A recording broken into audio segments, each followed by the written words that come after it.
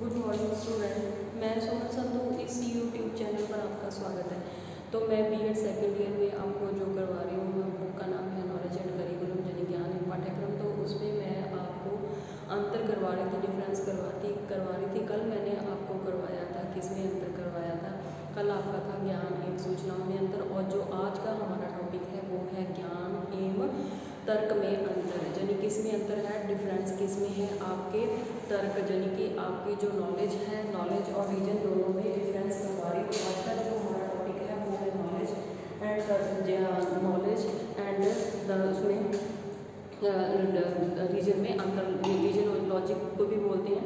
Reason में या logic में अंतर कारण भी कह सकते हैं, तर्क को हम कारण भी कह सकते हैं। तो आज का हमारा जो टॉपिक है तर्क एवं कारण या तर्क में ज्ञान, तर्क एवं कारण में अंतर। तो जो हमारा ज्ञान है, ज्ञान यानी कि जो हमारी नॉलेज है, ज्ञान एवं तर्क दोनों में पर्याप्त अंतर पाया जाता है। कारण और ज्ञान यानी कि नॉलेज दोनों में पर्याप्त अंतर पाया जाता है। सामान्य रूप से ज्ञान एवं तर्क दोनों ही एक दूसरे के क्या है, समानार्थक शब्द हैं। यानी कि हमारे मन में कोई विचार आता है या कोई हमें कारण पता चलता है तो हम उस चीज़ को क्या करते हैं, नॉलेज में लेना चाहते हैं। तो दोनों में क्या है, ज्ञान और तर्क में दोनों में पर्याप्त अंतर, दोनों शब्दों में पर्याप्त अंतर पाया जाता है। परंतु ज्ञान एवं तर्क में पर्याप्त अंतर पाया जाता है।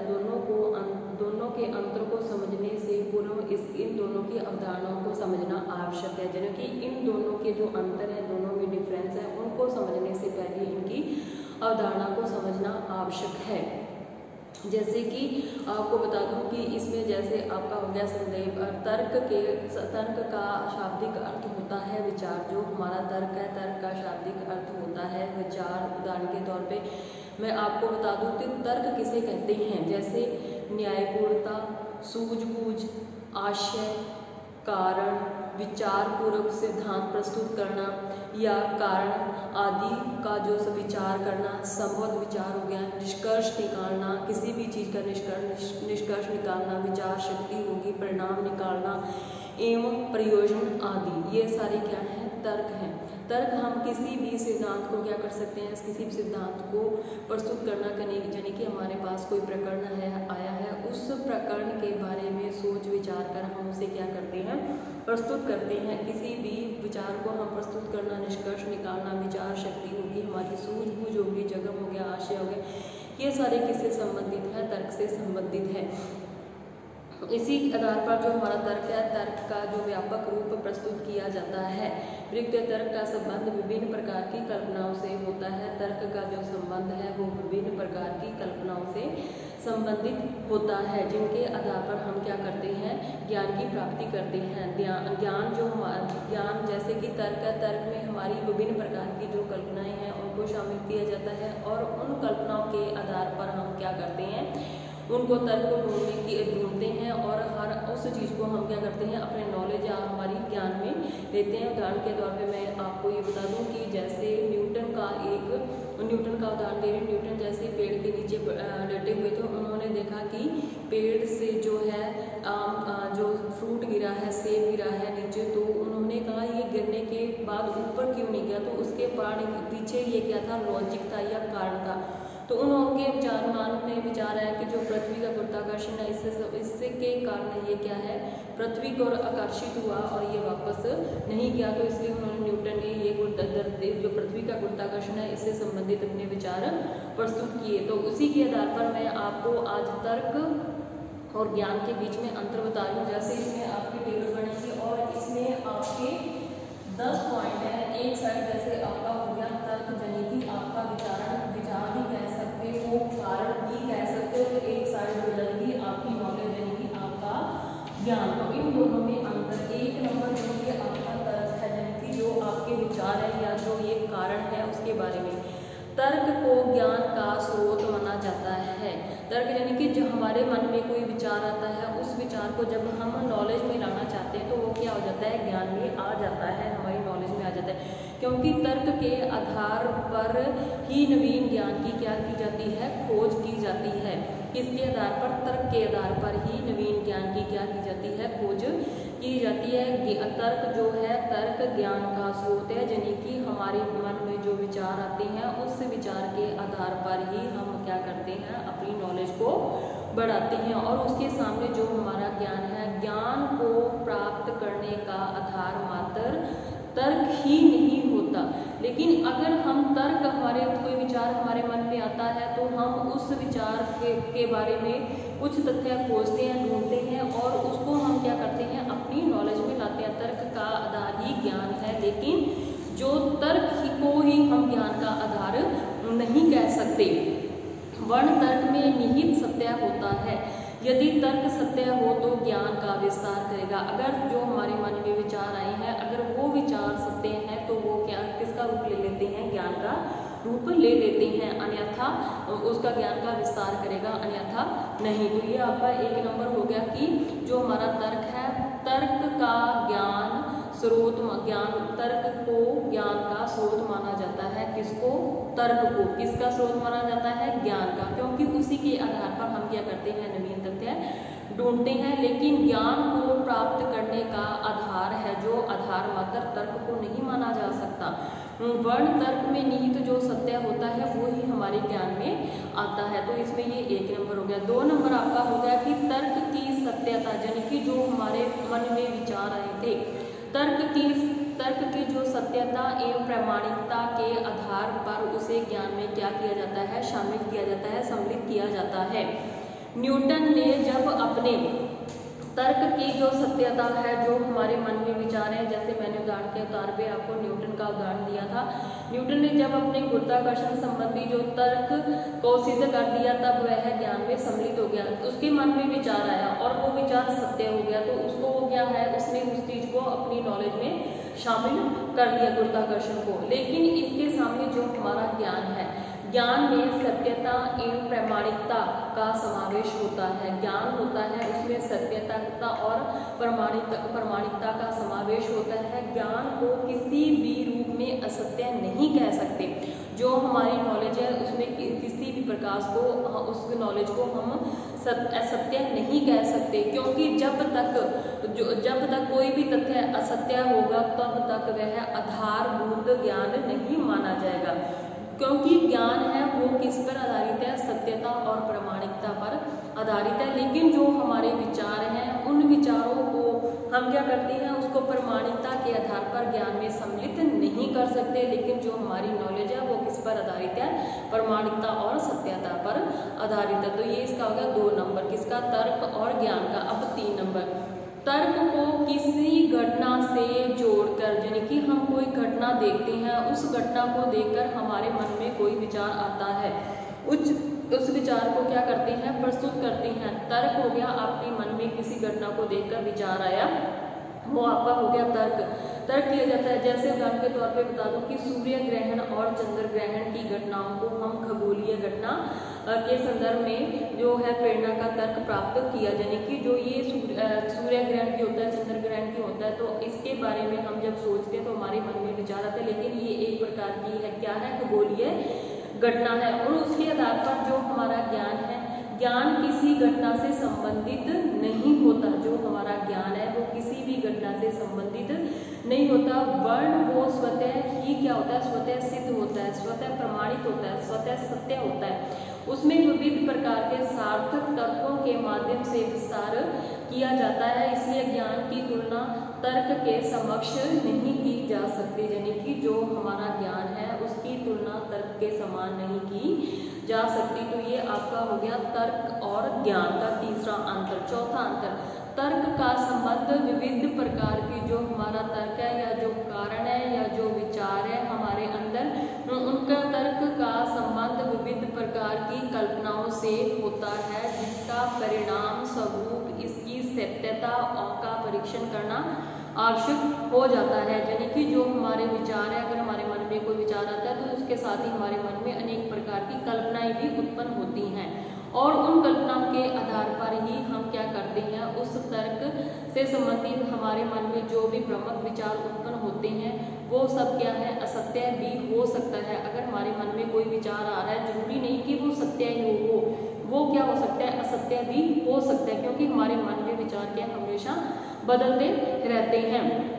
लेकिन जो ज्ञान का संबंध है, ज्ञान का संबंध किसी प्रकार की कल्पना से नहीं होता। कोई भी चीज़ है जो हमारी नॉलेज में वो क्या होती है, सत्यता और प्रामाणिकता पर आधारित है। इसलिए जो हमारा ज्ञान है उसमें क्या कल्पना नहीं होती, वो क्या होता है, वास्तविक होता है। क्योंकि किसी भी विचार, तर्क, व्यक्ति, तथ्य को ज्ञान की उस स्थिति में कहा जाता है जब वह पूर्णतः सत्य हो जाते हैं। हमारे यानी कि हम किसी भी चीज़ के बारे में अगर सोच विचार करते हैं और सोच विचार करने पर जो हमें सत्यता प्राप्त होती है उसी को हम अपनी नॉलेज में लेते हैं, वरना उसको हम अपने नॉलेज में नहीं लेते। लेकिन जो हमारा तर्क है, जो हमारे मन में विचार आए या किसी कारणवश आए तो उसमें क्या है, असत्यता पाई जाती है। लेकिन जो हमारा ज्ञान है उसमें किसी प्रकार की असत्यता का या प्रामाणिकता का कोई महत्व नहीं होता। उसमें जो भी तथ्य आमने सामने किए जाते हैं वो पूर्ण क्या होते हैं, सत्य ही होते हैं। उसके साथ ही इसमें 5 नंबर आ जाता है, तर्क होता है वो व्यक्तिगत भावना, व्यक्तिगत विचार या भावना से संबंधित होता है। यानी कि तर्क होता है, तर्क क्या होता है, व्यक्ति की जो भावना होती है खुद की, उसके आधार पर वो उसके मन में क्या आते हैं, अलग अलग विचार आते रहते हैं। अनेक व्यक्तियों ने क्या किया, वस्तुओं को पृथ्वी पर गिरते देखा। अनेक लोगों ने वस्तुओं को क्या है, पेड़ पत्तों से, जैसे कि पौधों से पेड़ पत्ते नीचे गिरते रहते, लेकिन हर किसी के मन में ये विचार तो नहीं, हर किसी ने देखा होगा लेकिन उन्होंने इतना विचारा सोचा तो नहीं होगा इस चीज में भी ये पेड़ से पत्ते क्यों गिर रहे हैं, किस कारण गिर रहे हैं। लेकिन जो न्यूटन थे उनके दिमाग में ये विचार आया, क्यों आया, क्योंकि उन्होंने सोचा कि ऐसा क्यों हुआ, क्योंकि पृथ्वी पर गुरुत्वाकर्षण के कारण ये चीज हुई। तो ये तर्क किसके, व्यक्तिगत तर्क, यानी कि एक के विचार में, एक के मन में कोई अगर विचार आता है, जैसे मैंने आपको पहले उदाहरण दिया था कि वो भाप का इंजन जिन्होंने बनाया था, वो जेम्स वाट ने भाप का इंजन बनाया था, तो उन्होंने क्या देखा था कि केतली के ऊपर जो ढक्कन रखा हुआ था, गर्म चाय थी उस केतली के अंदर, तो जब ढक्कन रखा तो वो ऊपर नीचे होने लगा, तो उनके मन में विचार आया कि ऐसा क्यों हो रहा है। उन्होंने जब उनके मन में विचार आया तो उन्होंने देखा कि उसके पीछे कारण ढूंढा, कारण मिला, तो उन्होंने कहा कि ये भाप की वजह से हो रहा था। इसलिए उन्होंने जेम्स वाट ने क्या किया, इंजन के भाप का निर्माण किया। तो ये हर व्यक्ति के मन में विचार नहीं आते, इसमें कुछ विशेषज्ञ होते हैं जो किसी चीज को देखकर उनके मन में क्या आते हैं, विचार आते हैं, और उन्हीं विचारों के आधार पर वो क्या करते हैं, तथ्य की सत्यता को ढूंढने का प्रयास करते हैं। ज्ञान क्या है, ज्ञान सार्वभौमिक सत्य के रूप में स्वीकार किया जाता है, सार्वभौमिक सत्य के रूप में इसको ज्ञान को स्वीकार किया जाता है। इसे असत्य सिद्ध नहीं किया जा सकता क्योंकि इसमें अनुसंधान, परीक्षणों एवं विद्वानों के विचार प्रमाण रूप से कार्य करते हैं। जबकि उनके जो हमारे विशेषज्ञ थे उनके विचार इसमें क्या करते हैं, प्रमाण के रूप में कार्य करते हैं। उसके बाद 6 नंबर इसमें आ जाता है कि तर्क का क्षेत्र होता है, जो एरिया होता है, सोचने विचारने का कारण हो गया, इसका जो एरिया है वो क्या होता है, सीमित होता है, क्योंकि तर्क प्रारंभ में व्यक्तिगत विचार होता है। तर्क यानी कि इसमें सिर्फ किसी भी चीज के बारे में कोई एक व्यक्ति ही सोचता है, हर कोई व्यक्ति उस चीज को नहीं सोचता। तो तर्क होता है, तर्क का जो प्रारंभ होता है केवल एक व्यक्ति द्वारा ही होता है, और जिसे प्रकट करने में व्यक्ति संकोच करता है। हर व्यक्ति के मन में हर टाइम अलग अलग विचार आते रहते हैं, लेकिन कुछ ऐसे व्यक्ति विशेषज्ञ होते हैं, सिर्फ वो ही अपने विचारों को क्या करते हैं, प्रस्तुत करते हैं, और उन विचारों के पीछे जो तथ्य, जो आंकड़े होते हैं उसको ढूंढने की क्या करते हैं, कोशिश करते हैं, करने में संकोच करता है। जब तक व्यक्ति प्रमाणित हो जाता है तब तक वह व्यापक रूप धारण करता है। उसके बारे में जो भी प्रमाण होते हैं, तथ्य होते हैं, किसके संबंध में, तर्क के संबंध में, जो उसके मन में विचार है उसमें जो भी तथ्य थे उन तथ्यों को व्यापक रूप धारण होता है। इसके साथ ही जो ज्ञान है, जो हमारी नॉलेज है, ज्ञान का प्रारंभ से लेकर अंत तक व्यापकता की और कोई संकेत नहीं होता, उसमें किसी प्रकार की कोई संकोच की भावना नहीं होती, न ही उसमें किसी प्रकार की अविश्वसनीयता की कोई संभावना होती है। तर्क द्वारा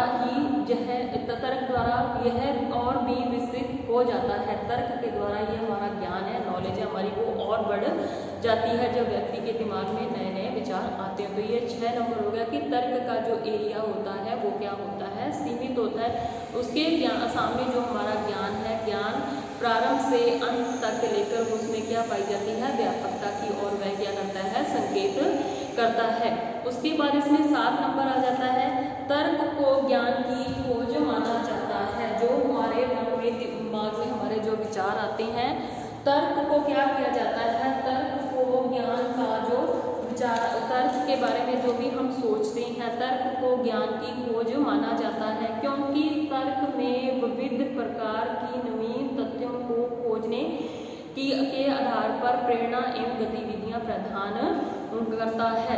तर्क जो होता है, तर्क को ज्ञान की खोज का मार्ग माना जाता है। तर्क के आधार पर ही हम क्या करते हैं, जब हमारे मन में अनेक प्रकार के विचार आते हैं, उन विचारों के आधार पर हम क्या करते हैं, नए नए ज्ञान की खोज करते रहते हैं।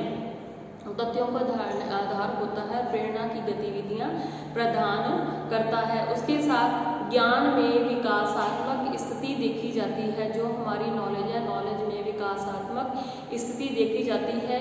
ज्ञान का विकास होता है, जो ज्ञान का विकास होता है, विज्ञान के विकास में तर्क, विश्लेषण एवं संश्लेषण आदि क्रियाओं द्वारा निरंतर रूप में चलता रहता है। यानी कि जो हमारा ज्ञान है, ज्ञान में विकासात्मकता की स्थिति देखी जाती है। यानी कि जो हमारी नॉलेज है, नॉलेज में विकास, क्योंकि नॉलेज के आधार पर ही व्यक्ति नए नए तथ्य ढूंढते रहते हैं, जिससे कि उसकी नॉलेज आगे की आगे बढ़ती रही। उसमें क्या स्थिति देखी जाती है। लेकिन जो हमारा ज्ञान है, ज्ञान का विकास तर्क में विश्लेषण एवं संश्लेषण आदि क्रियाओं द्वारा निरंतर रूप में चलता रहता है। यानी कि आगे की आगे व्यक्ति क्या करता है, अपने ज्ञान को बढ़ाता रहता है। उसके बाद तर्क की तुलना विविध प्रकार की परिकल्पनाओं से होती है। तर्क की जो तुलना है विविध प्रकार की कल्पनाओं से होती है, जिनकी मन के व्यक्ति के मन में हर दिन नए नए विचार आते रहते हैं।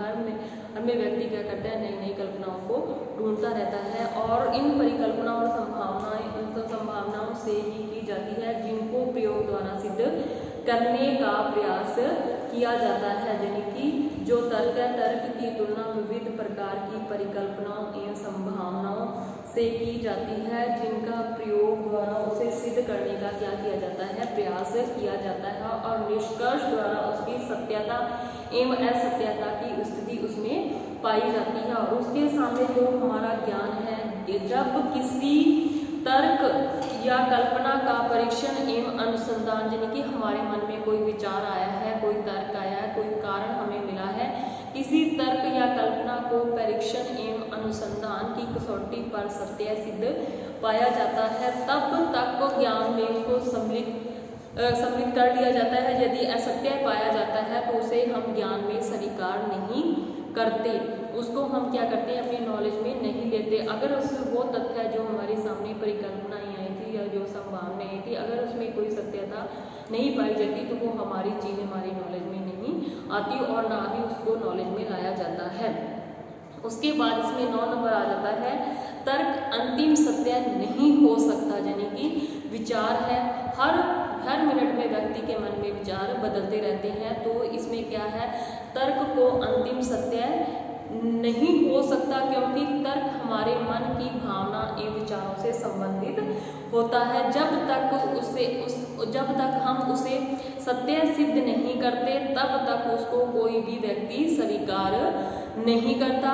और इसके सामने जो हमारा ज्ञान है, ज्ञान अंतिम सत्य है, इसके सत्य सिद्ध करने के लिए किसी प्रकार के प्रमाण की आवश्यकता नहीं होती, क्योंकि इसको पहले से ही सत्यता और तर्क के रूप में पहले से ही इसको स्वीकार किया गया है। उसके बाद 10 नंबर है इसमें कि तर्क एक क्या है, प्रारंभिक प्रक्रिया है, जो कि ज्ञान के निर्माण के लिए मार्ग तैयार करता है।